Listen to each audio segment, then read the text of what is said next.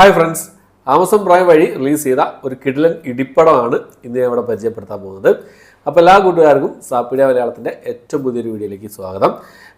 ഇന്നിപ്പോൾ പരിചയപ്പെടുത്താൻ പോകുന്ന സിനിമയുടെ പേര് വരുന്നത് ഇംഗ്ലീഷ് മൂവിയാണ്. റോഡ് ഹൗസ് എന്നാണ് സിനിമയുടെ പേര് വരുന്നത്. 1989 ഇതേ പേരിൽ തന്നെ റിലീസ് ചെയ്ത ഒരു സിനിമയുടെ റോഡ് ഹൗസ് എന്ന് പറഞ്ഞ സിനിമയുടെ റീമേക്കാണ് ഈ ഒരു സിനിമ എന്നുള്ളത്. അപ്പം സംഭവം സത്യം പറയുകയാണെങ്കിൽ ഒരു ക്ലീശയാണ്, സ്റ്റോറി പക്ക ക്ലീശയാണ്. പിന്നെ സ്റ്റോറി എന്ന് പറയുന്നത് ഒരു സ്ഥലത്ത് നിന്ന് വേറൊരു നാട്ടിലെത്തുന്ന നായകൻ എന്ന് പറഞ്ഞാൽ അവിടെ ആ നാട്ടിലേക്ക് വരാനൊരു കാരണം ഉണ്ടാവും. കാരണം എന്ന് പറഞ്ഞാൽ അവിടെ ഒരു റോഡ് ഹൗസ്, ഒരു ബാർ ഉണ്ട്. അവിടെ എന്താ പറയുക, കച്ചറ ഉണ്ടാക്കുന്ന ആൾക്കാരെ എന്താ പറയുക, അവിടെ ഒരു സെക്യൂരിറ്റി ബൗൺസർ എന്നൊക്കെ പറയാം. അതിന് വേണ്ടിയിട്ട് അവിടെയുള്ള അതിൻ്റെ ഓണർ വിളിച്ചു വരുന്നതാണ്.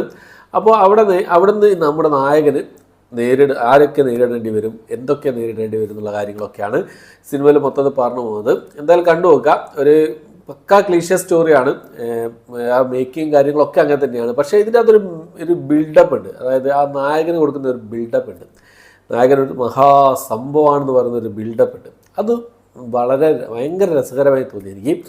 ആ ഒരു നായകനെ അടിക്കാൻ പോകുമ്പോൾ ഓരോരുത്തർ ആ നായകനെ കണ്ടു പേടിക്കുന്നത്, അങ്ങനെയുള്ള കുറേ ബിൽഡപ്പുകൾ ഈ ഒരു സിനിമയിലുണ്ട്. അത് നല്ല രസകരമായി തോന്നി എനിക്ക്. സിനിമയിൽ തീരെ എന്താ പറയുക, ആ ഒരു എല്ലാവർക്കും ഒന്നും ഇഷ്ടപ്പെടുന്ന ആ ഒരു രീതിയിലല്ല സിനിമ മേക്ക് ചെയ്തിട്ടുള്ളത്. എല്ലാവർക്കും ഇഷ്ടപ്പെടുക, പക്ഷേ എനിക്ക് നല്ലപോലെ ഇഷ്ടപ്പെട്ടു ഈ ഒരു സിനിമ. 2 മണിക്കൂറുണ്ട് സിനിമ. അതൊരു വലിയൊരു ഡ്രോബാക്ക് ആയിട്ട് എനിക്ക് തോന്നി. 2 മണിക്കൂറൊന്നും വേണ്ടായിരുന്നു എന്ന് തോന്നുന്നു. ഒരു 1.5 മണിക്കൂറോടൊക്കെ സിനിമ കംപ്ലീറ്റ് ആക്കാമായിരുന്നു തോന്നുന്നു ഈ ഒരു സിനിമ. പിന്നെ വെറുതെ കുറേ കാര്യങ്ങൾ വലിച്ചു കെട്ടി പോകുന്നുണ്ട്. പെട്ടെന്ന് തീർക്കാത്ത കുറച്ച് കാര്യങ്ങളാണ്. നോക്കുകയാണെങ്കിൽ പിന്നെ സിനിമയിൽ പിന്നെ ജേക്ക് ഗിലൻഹാലാണ് സിനിമയിൽ പ്രധാന വേഷം കൈകാര്യം ചെയ്തിരിക്കുന്നത്. അദ്ദേഹത്തിൻ്റെ കഥാപാത്രം ഒരു കൂളായിട്ടുള്ള അദ്ദേഹത്തിൻ്റെ കഥാപാത്രം, പിന്നെ വില്ലൻ ഒരു സൈക്കോ ആയിട്ട് വരുന്ന ഒരു പെട്ടച്ച് കളിക്കുന്ന ഒരു വില്ലൻ കഥാപാത്രമുണ്ട്. അവരൊക്കെ പിന്നെ സംഭവം സൂപ്പറായിരുന്നു. കിടിലൻ അടിപ്പടം എന്ന് ഞാൻ പറയുമെങ്കിലും വലിയ സംഭവമായിട്ടുള്ള അടികളൊന്നും സിനിമയില്ല എന്നുള്ളത്. പക്ഷേ ക്ലൈമാക്സിലേക്ക് എത്തുന്ന സമയത്ത് അവിടെ ഒരു കിടിലൻ സംഭവമാണ്, കിടിലൻ ഫൈറ്റ് ഉണ്ട്. ആ ഒരു പിന്നെ മറ്റേ ബോട്ട് ചേസിങ് മറ്റു കാര്യങ്ങളൊക്കെ ആയിട്ട് ഒരു 1.5 ഫൈറ്റ് തന്നെയാണ്. അത് ഒരു കിടിലൻ സംഭവം തന്നെയാണ്. എന്തായാലും ഒന്ന് കണ്ടു നോക്കുക. വലിയ സംഭവമായിട്ടൊന്നും പറയാൻ പറ്റില്ലെങ്കിലും ഒരു തവണ കണ്ടു നോക്കാവുന്ന ഒരു സിനിമയാണ്.